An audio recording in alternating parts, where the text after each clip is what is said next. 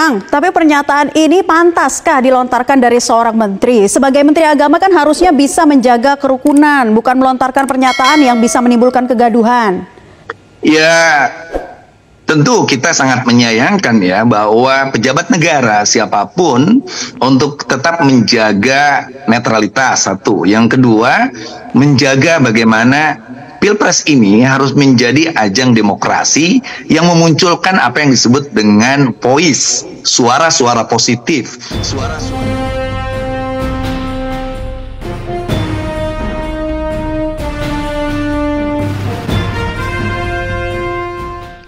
Assalamualaikum warahmatullahi wabarakatuh. Teman-teman, jumpa kembali dengan Enjoy Channel, channel yang membahas berita teraktual, terhangat dan sedang menjadi perbincangan publik.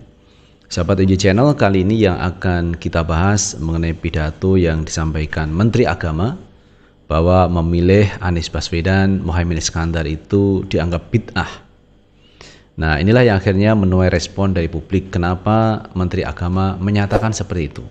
Kalau saya melihat Menteri Agama memang tidak cocok dengan pasangan Anies Muhaimin Iskandar untuk maju di 2024 sehingga beliau mengatakan bid'ah. Lalu apa sih sebenarnya bid'ah? Bid'ah itu adalah perbuatan yang tidak diperintahkan dan dicontohkan oleh Nabi Muhammad SAW. Kemudian setelah Rasulullah meninggal, itu dilakukan oleh sekelompok orang tertentu. Jadi perbuatan tidak diperintahkan, tidak dicontohkan oleh Rasulullah, tetapi dilakukan oleh umat setelah Nabi Muhammad Rasulullah SAW itu meninggal dunia. Dan ini menimbulkan kontroversi jika dikaitkan dengan terpilihnya Anies Muhaimin Iskandar yang akan maju di 2024. Karena ini urusan politik, sedangkan bid'ah itu dalam ranah agama, dalam ranah ibadah. Dalam ranah ibadah, jadi ibadah yang tidak dilakukan Rasulullah, tidak dicontohkan, tapi dilakukan oleh umat setelah Rasulullah meninggal dunia. Dan ini juga ada tanggapan dari pihak internal, dari PKB sendiri, yang mengusung Anies Muhaimin untuk maju di 2024. Nah, teman-teman, coba kita simak pandangan dari internal PKB yang menyikapi pernyataan yang disampaikan oleh Yakut Khalil Qumas, Menteri Agama, yang menyatakan bahwa pasangan dari Amin ini dianggap bid'ah. Kita lihat tanggapan dari pihak internal PKB. Pernyataan bid'ah memilih Amin yang disampaikan Menteri Agama, menurut Anda serius atau bercanda sih? Iya, mungkin serius, mungkin juga bercanda. Serius karena memang dari awal kelihatan sekali Menteri Agama itu tidak terlalu menyukai munculnya pasangan Anies Baswedan dengan Gus Muhaimin. Sehingga itu merupakan pesan dari bawah sadarnya atau orang-orang yang memang tidak suka dengan kemunculan pasangan Amin. Tetapi kalaupun ini dianggap sebagai guyonan, menarik sekali karena dalam tradisi NU di mana Gus Yakut dan saya berasal, bid'ah itu adalah sesuatu yang tidak ada di zaman Rasul tetapi diamalkan oleh sebagian besar umat Islam. Tapi terbagi dua, ada yang bid'ah dhalalah yang dilarang oleh agama, tapi ada bid'ah hasanah. Nah, kita ngambil aja, anggaplah misalnya Gus Yakut meminta ini adalah bid'ah, tetapi kami menganggap ini adalah bid'ah hasanah, sebuah pasangan yang terwujud tidak sesuai dengan skema oligarki yang diinginkan, tiba-tiba dengan takdir ilahi, takdir politik, tiba-tiba muncul pasangan Anies dan Muhaimin. Ini yang sebenarnya selalu kita menjadi bahan pembicaraan kita, termasuk tadi malam kita memutuskan ada tim nasional pemenangan Amin. Kita ingin mengatakan bahwa kita harus bersifat positive thinking terhadap siapapun yang mengomentari Amin, dan kita terus untuk membuat basis kenapa pasangan Amin ini adalah pasangan yang perlu diaminkan untuk mensejahterakan, memakmurkan dan memajukan Indonesia. Begitu, Mbak. Kang, tapi pernyataan ini pantaskah dilontarkan dari seorang menteri? Sebagai menteri agama kan harusnya bisa menjaga kerukunan, bukan melontarkan pernyataan yang bisa menimbulkan kegaduhan. Ya, tentu kita sangat menyayangkan ya bahwa pejabat negara siapapun untuk tetap menjaga netralitas satu. Yang kedua, menjaga bagaimana Pilpres ini harus menjadi ajang demokrasi yang memunculkan apa yang disebut dengan voice, suara-suara positif, suara-suara konstruktif yang bisa menguatkan kesadaran publik tentang pentingnya memilih pemimpin. Jangan noise. Noise itu kegaduhan, sekedar tawa-tawa dan lain sebagainya. Kita ingin ini Pilpres ini betul-betul diusung dengan keceriaan, dengan kebahagiaan, tapi berbasis atas sebuah nalar publik yang betul-betul positif dan konstruktif. Oke, Kang Maman melihat apakah ada narasi pecah belah yang disampaikan Menak ini, Kang? Ya, tentu kita melihat bahwa sekali lagi banyak orang yang terkejut ya dengan terwujudnya pasangan ini ketika abang kita Bang Surya Paloh tiba-tiba menikahkan Anies Baswedan dengan Gus Muhaimin.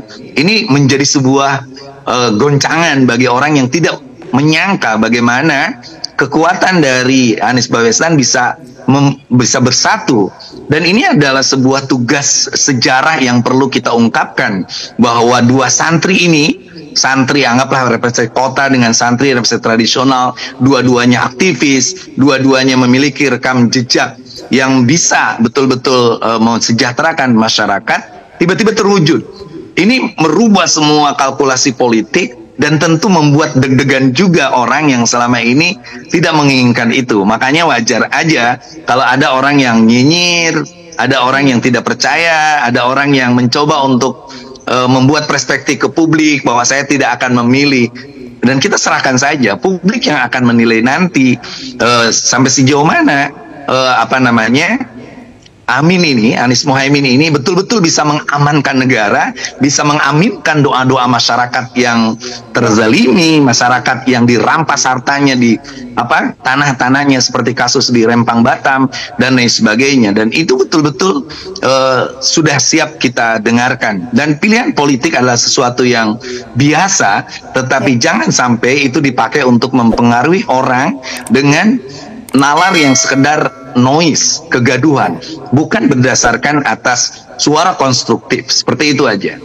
Jangan sampai hal ini nantinya justru akan menjadi narasi pecah belah dan menjadi kegaduhan. Nah, kalau Kang Maman melihat apa sebenarnya melatar belakangi pernyataan itu? Menak dan Gus Imin ini kan sama-sama warga NU.